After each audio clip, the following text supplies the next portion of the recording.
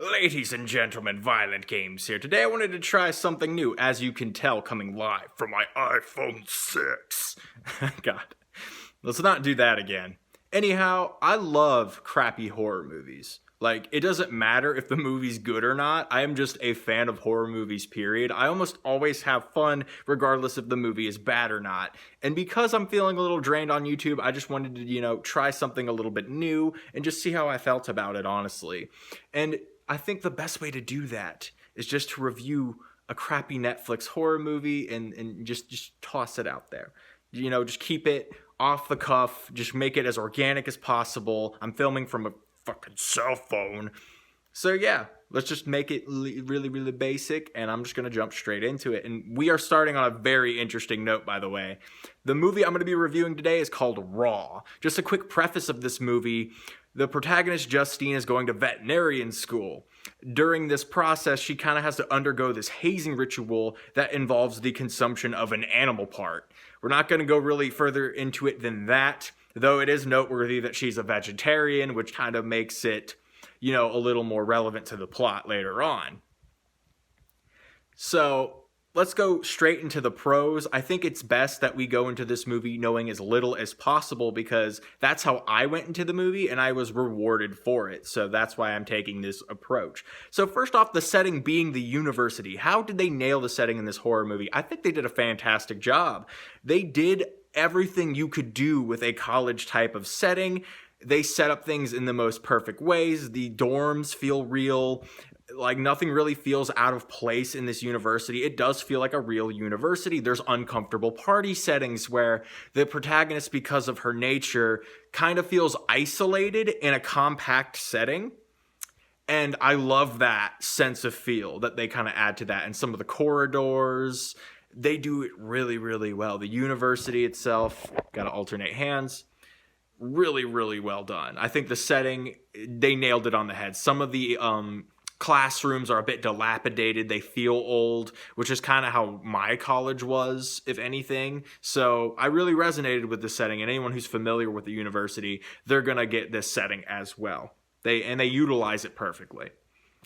Second pro is that the horror comes more from the shock factor and the development of the character as opposed to jump scares like in fact, I think there's literally only one jump scare that exists throughout the entire movie, which is very unique and something that makes this film shine, in my opinion. I think this is a really big positive because if you remember, games like Silent Hill weren't really famous for being scary from jump scares. The horror kind of came from the environment and the symbolism, and this movie takes a lot from that.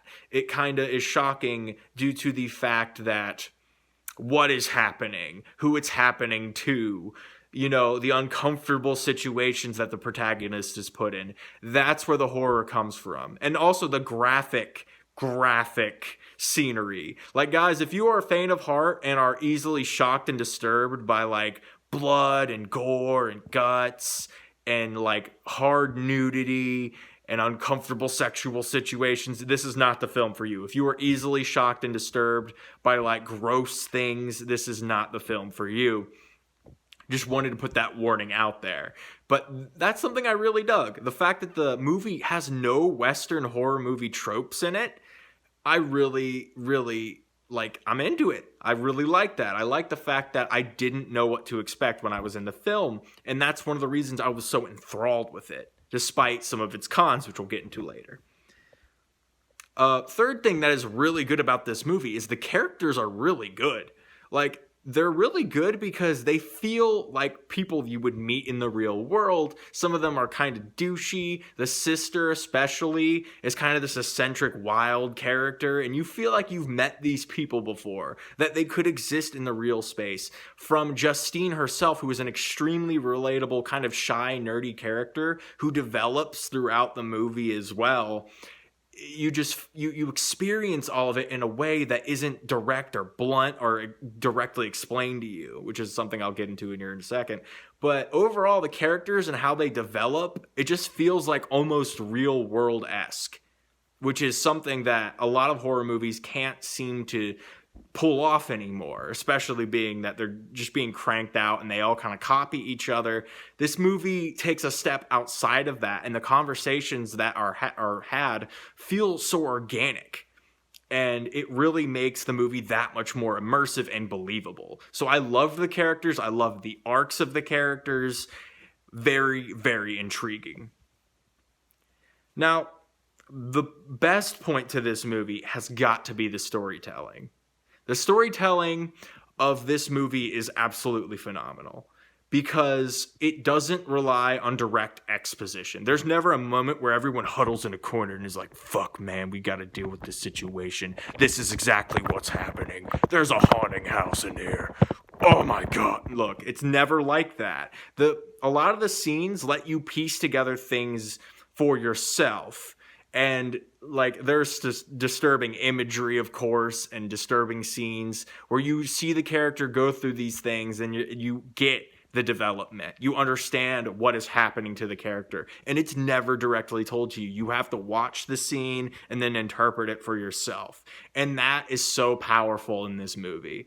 Definitely the biggest positive is how the story is told. The camera work is fantastic.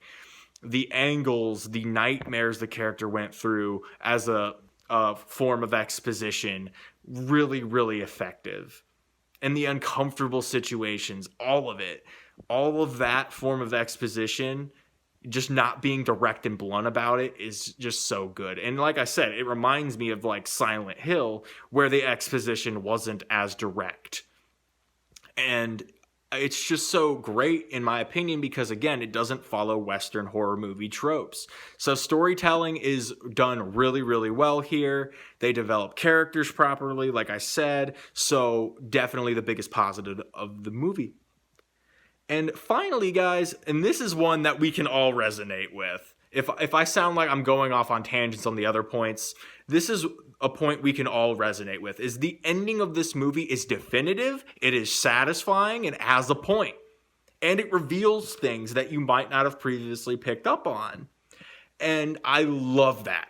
The fact that the movie could just fucking end, because I can't tell you how many movies I've seen recently, especially horror films, where the ending is not fucking satisfying in the slightest. It's a bit of a problem. It's plaguing the industry right now. It's like, why can't these directors write a fucking ending to their story? Why do they always have to sequel bait on something that doesn't necessarily need a sequel? It's beyond me, honestly. I don't understand why they have to do this or why they think it's effective, because it's really not. Because even in A Quiet Place, which is what a movie I actually saw in theaters recently, it doesn't really have a definitive ending. It just kind of explains itself and then fucks off. And you're like, come on.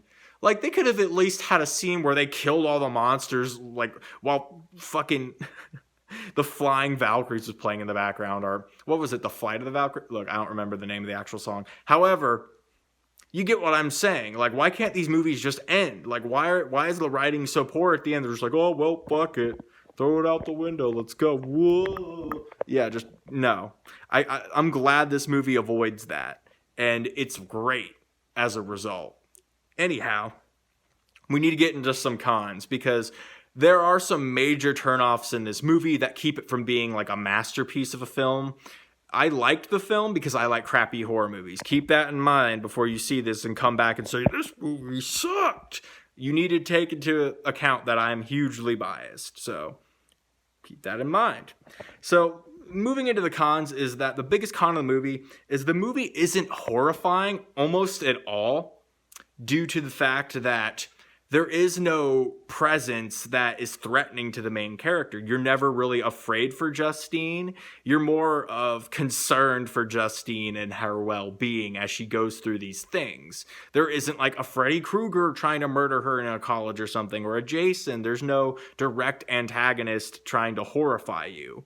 So that's, while it makes the film really unique, it doesn't really lend itself to being a horrifying film as a result. There's no direct threat in Raw. Makes it really unique, like I said, but it's not horrifying. I think I'm just reiterating because I'm filming on an iPhone 6 and I can't be asked to edit this. So my final and second, con, and this is going to turn off a lot of people and keep them from seeing this movie, which I think is kind of a mistake, but the movie is entirely in French.